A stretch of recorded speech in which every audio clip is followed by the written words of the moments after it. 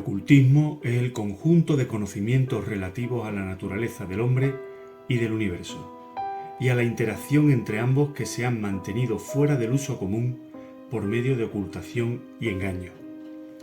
Esta definición es muy parecida, en esencia, a la dada por uno de los mayores conocedores y descifradores de lo oculto, el divulgador norteamericano Mark Passio, al cual considero, junto con otros, uno de mis grandes maestros, por su claridad de ideas, por su coherencia y por su estilo directo y certero. La definición que da Passio en su obra Desmistificando lo oculto es la siguiente: lo oculto es un conjunto de ciencias que no son ampliamente conocidas por la población general, consistente en el conocimiento oculto sobre las capacidades de la psique humana y las leyes de la naturaleza, tanto visibles, físicas, como invisibles, espirituales. El hecho del ocultismo y su origen debería ser un tema fundamental para quien quiera hacer un estudio serio y profundo de nuestra verdadera historia y de las razones por las cuales ésta ha sido robada y ocultada. De hecho, la ocultación de la historia no es en sí el objetivo principal de la sinarquía dominante. Su objetivo principal es separar al hombre del conocimiento sobre su verdadera naturaleza para convertirlo en un ser inconsciente y manipulable. La ocultación y manipulación de la historia es en realidad uno de los métodos utilizados para conseguir tal objetivo. Voy a insistir en este mensaje y espero que se capte el sentido de lo que quiero transmitir. El tema de la ocultación y manipulación de la historia es de una magnitud casi imposible de determinar.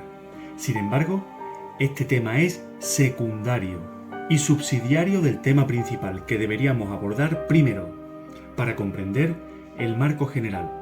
Y el tema principal es la separación del hombre de su verdadera naturaleza y su privación de su relación natural con el entorno y con el universo en general.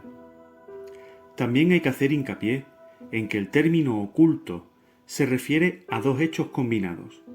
Uno, la ocultación por parte del poder dominante para apartarlo del uso común. Y otro, la ocultación necesaria y voluntaria de quienes decidieron mantener aquel conocimiento vivo. Por lo tanto, cuando nos refiramos al ocultismo, lo tenemos que hacer desde una doble perspectiva. Una negativa, como conocimiento que se quiere ocultar, y otra, no positiva, pero sí menos negativa, como conocimiento que debe ser ocultado para subsistir. Los conocimientos que se ocultaron eran y son lo que podríamos llamar la ciencia tradicional, también conocida como la tradición. Cuando hablamos de tradición, no nos estamos refiriendo a costumbres y folclore. Estamos hablando de la tradición en mayúsculas, que es como se conoce al conjunto de ciencias que eran de uso común antes del gran reinicio colectivo llamado Renacimiento.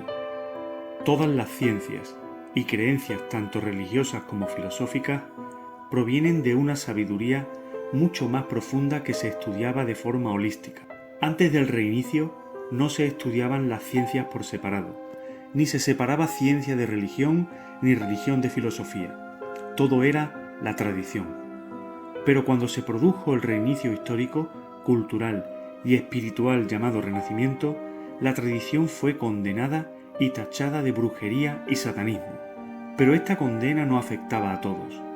Aquellos que la condenaban y la prohibían para el pueblo continuaban estudiándola, porque sabían que era la ciencia fundamental que abría las puertas de todo conocimiento.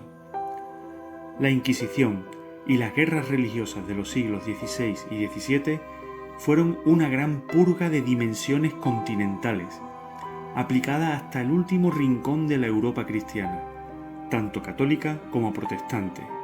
Sin embargo, la tradición, por la fuerza de la verdad, seguía viva a pesar de la persecución. Aquí es donde comienza el mito de lo oculto. De esta época son la mayoría de los libros sobre ciencias ocultas y tradicionales que se publicaron a escondidas en Europa. Ya habíamos dicho que antes del reinicio no se estudiaban las ciencias por separado, ni se separaba ciencia de religión ni religión de filosofía. Todo era la tradición. A partir del Renacimiento se aplicó el divide y vencerás en todo lo referente al conocimiento y las creencias. Primero se separó de forma casi irreconciliable religión de ciencia, y luego, dentro del corpus de las ciencias, se crearon compartimentos, creando la física, que era la heredera de la metafísica, la química, que provenía de la alquimia, o la astronomía, que provenía de la astrología, etcétera, etcétera. Por otro lado, en el terreno de las creencias religiosas y filosóficas, sus vertientes más profundas tuvieron que pasar a un plano oculto y casi inaccesible. Por ejemplo, se desarrolló la vertiente oculta del judaísmo, la Kabbalah, de la cual se dice que es incluso anterior a la religión judía. También se desarrolló la forma más profunda y mística del Islam, el sufismo, y dentro del cristianismo nació la corriente mística que luego fue absorbida por la Iglesia de Roma. La metafísica tuvo también una corriente profunda, el hermetismo, cuyo alcance era tan extenso que incluso se mezclaba con otras disciplinas y corrientes, como en el caso del gnosticismo, al que no hay que confundir con el cristianismo primitivo. Pero estos aspectos científicos, religiosos y filosóficos forman la parte teórica de la tradición, y no son más que la punta del iceberg de todo lo que se prohibió y tuvo que ser ocultado. La parte práctica fue perseguida y reprimida con aún más dureza. Hoy en día tomamos como punto de partida los conocimientos teóricos sobre la tradición para aprender a aplicarlos de forma práctica.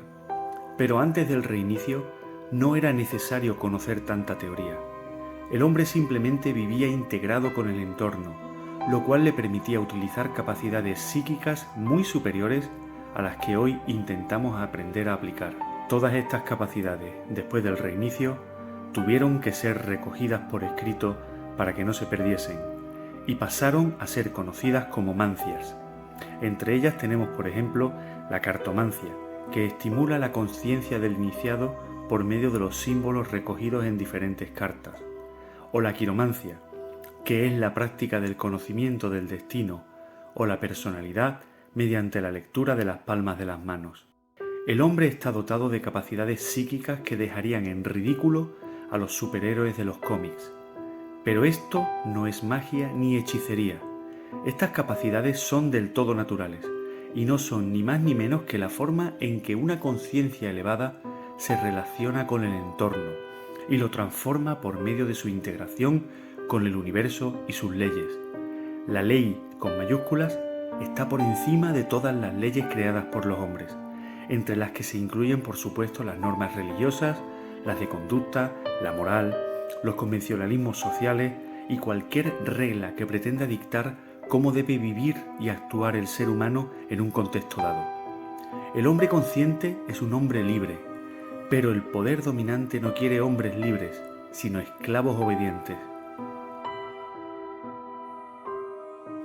En próximos vídeos seguiremos hablando de las claves para comprender el ocultismo a través de la historia y trazaremos también la historia de algunas de las principales corrientes ocultistas. Muchas gracias por tu atención y hasta pronto.